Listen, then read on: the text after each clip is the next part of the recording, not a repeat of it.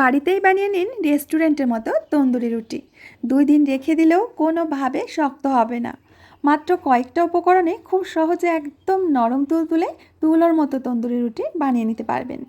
একবার শিখে গেলে আর বাজার থেকে কিনে খাবেন না, কথা দিচ্ছি। এত সুন্দর হবে দোকানের চাইতেও সেরা, মুখে দিতেই মিশে যাবে। এত স্বাদ হবে, চিকেন তন্দুরি লাগবে না, ডাল দিয়েই তৃপ্তি করে খেতে পারবেন। তাহলে আসুন আমরা রেসিপি শুরু করি। সবার প্রথমে একটা পাত্রের মধ্যে নিয়ে নেব উষ্ণ গরম দুধ। যতটা দুধ নিয়েছি ঠিক সেই পরিমাণ উষ্ণ গরম জল নিতে হবে। দিয়ে দেবো এখানে 3 চামচ মতো চিনি, এতে করে নানগুলো খেতে একটু মিষ্টি মিষ্টি লাগবে। দিয়ে দেব 2 টেবিল চামচ মতো ইস্ট। দেখুন বন্ধুরা, এখানে জল আর দুধ মিলে 400 ml হয়েছে, আর 400 ml এর জন্য আমি এখানে 2 চামচ ইস্ট দিয়েছি। যদি 200 ml হয় তবে 1 চামচ দিতে হবে। ভালো করে মিশিয়ে নিয়ে দিয়ে দেব ময়দা। ময়দার পরিবর্তে আপনারা আটা দিয়েও কিন্তু নান রুটিগুলো বানিয়ে নিতে পারবেন, তবে ময়দার নান রুটি খেতে বেশি ভালো লাগে। এখন দিয়ে দেব স্বাদ মতো লবণ। এখানে যতটা জল বা দুধ আছে তার দ্বিগুণ পরিমাণ কিন্তু ময়দা লাগবে। এখানে আমি অল্প ময়দা দিয়ে দিচ্ছি, এখানে কিন্তু আরও ময়দা মেশাতে হবে। প্রথমে ময়দাটা খুব ভালো করে মিশিয়ে নিয়ে আবারও কিছুটা ময়দা দিয়ে দিচ্ছি। প্রথমে চামচ দিয়ে মিশিয়ে নিয়ে তারপর হাত দিয়ে খুব ভালো করে ডোটা তৈরি করে নিতে হবে।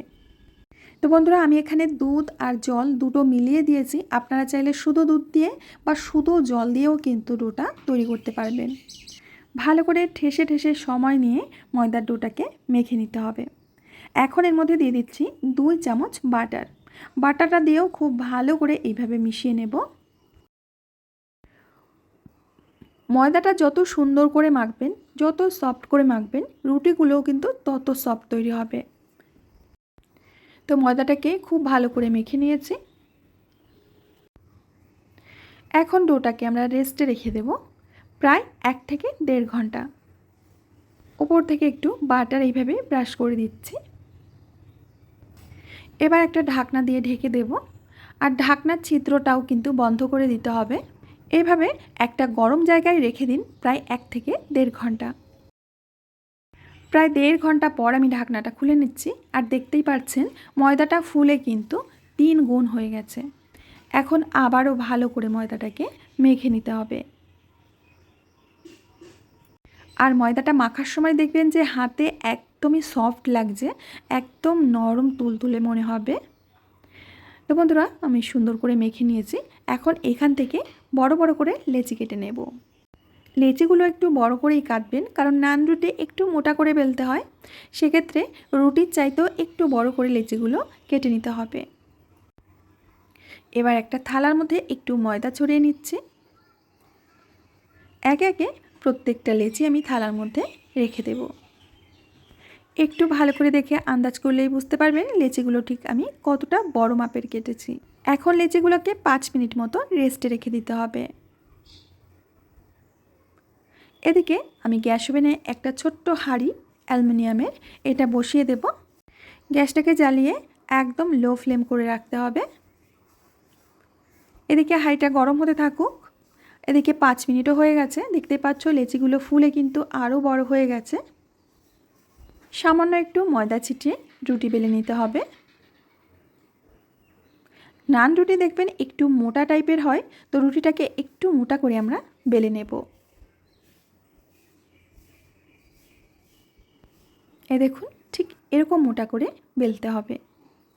এখন একটা বাটির মধ্যে কিছুটা জল নিয়ে তার মধ্যে সামান্য লবণ ভালো করে গুলে নিতে হবে। এখন এই লবণ জলটা রুটির উপরে এইভাবে ব্রাশ করে দিতে হবে। অবশ্যই কিন্তু এই কাজটা করবেন, না হলে নান রুটি তৈরি করার সময় খুলে আসবে।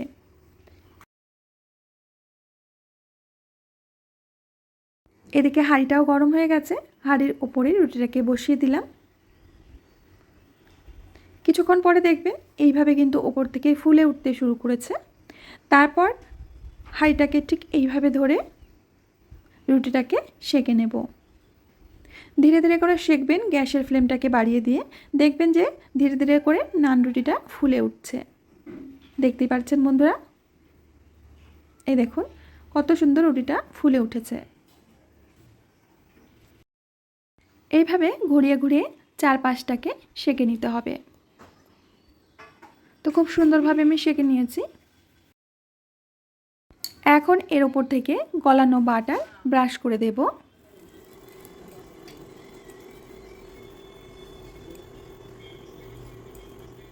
গ্যাসের ফ্লেমটা বাড়িয়ে দিয়ে রুটিটাকে তুলে নিতে হবে, তাহলে খুব সহজে রুটিটা উঠে আসবে।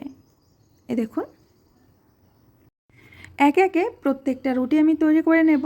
আর দেখতেই পাচ্ছেন বন্ধুরা, প্রত্যেকটা রুটি কত সুন্দর ফুলেছে। রুটিটা তোলবার সময় গ্যাসের ফ্লেমটা বাড়িয়ে দেবেন, তাহলে খুব সহজে রুটিটা উঠে আসবে। তো বন্ধুরা, একে একে প্রত্যেকটা রুটি আমি তৈরি করে নিচ্ছি।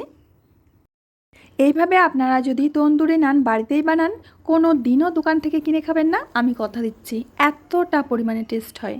বন্ধুরা, রেসিপি দেখে ভালো লাগলে লাইক কমেন্ট শেয়ার করতে কিন্তু একদমই ভুলবেন না। আর বাড়িতে অবশ্যই ট্রাই করবেন।